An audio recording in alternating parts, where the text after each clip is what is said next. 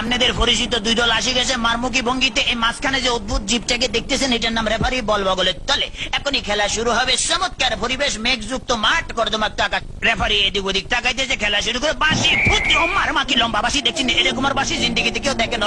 খেলা শুরু হয়ে গেছে, রেফারি বল ছাড়া তো তারা চাইছে, বল তারা ধরছে না, সামনে কোনো বল নাই, একজন আরেকজনের পিছিয়ে ধরতে আছে আর খালি লাত্তি মারতে আছে। কি সুন্দর শারীরিক ক্ষমতা দেখছেন, খালি কাটতে চিনতে পারে। রেফারি হরন নিশ্চিন্তে সুইংগাম চাপাইতেছে, লড়ে জরে না। এবার আবার বল বানায় সুইংগাম বাচ্চে, বল সুইংগামের লগে আটকে গেছে, বল আর ছোটে না।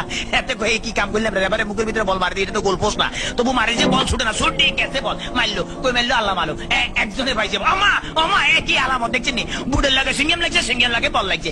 তেমন বল ছুটে যায় না, কি করবো? তাৎক্ষণিক ভাবে ডিসিশন চিন্তা করলে যে দৌড়ে রেফারিকে দৌড়াচ্ছে, রেফারি দৌড়ে হেঁটে দৌড়ে, রেফারি দৌড়ে হেঁটে দৌড়ে, এই দৌড়াইতেছে আমা রেফারি কাটতে পড়ে গেছে। কি মজা লাগলো, ঠিকই দিছি। আমি এবার উত্তেজিত হয়েছি তো, ডোন্ট মাইন্ড।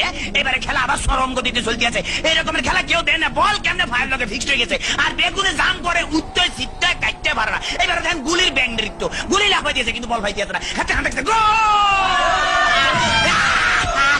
ম্যাডাম দেখছি কি খেলা দেয়, আমার ম্যাডাম আর মারিয়ে না, আমরা খেলা দেন না, মার মার মার মারছে, দেখছি হ্যাক মারে দিচ্ছে কিরকম।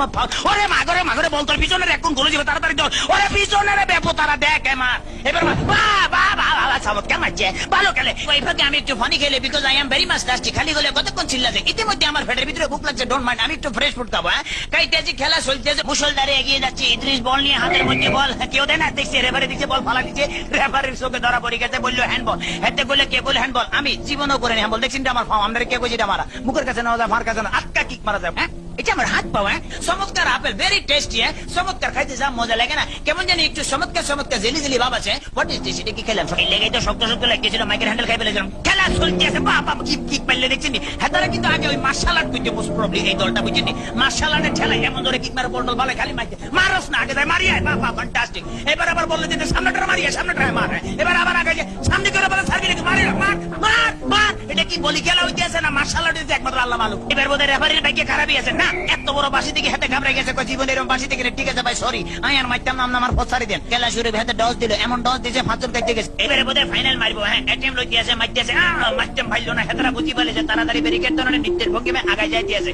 এইবারে বোধহয় যাইব কিনা যায় না। এবারে খেলা আবার ডস খাই গেল, সেকেন্ড ম্যান হেত ডস গেল, থার্ড ম্যান হেত খাইলো। এবারে ফোর্থ ম্যান মনে মারবো না, বলার মারণ লাগে নয়, এমন ডিয়া দিল যে ডিয়ার লগে পাঁচজন কাটতে পড়ে গেছে। মাঠ ফ্রি বললে আগায় যেতে গোল। মনে হয় যে আমি জিতে গেছি, মনে হলে আমি জিতে গেছি।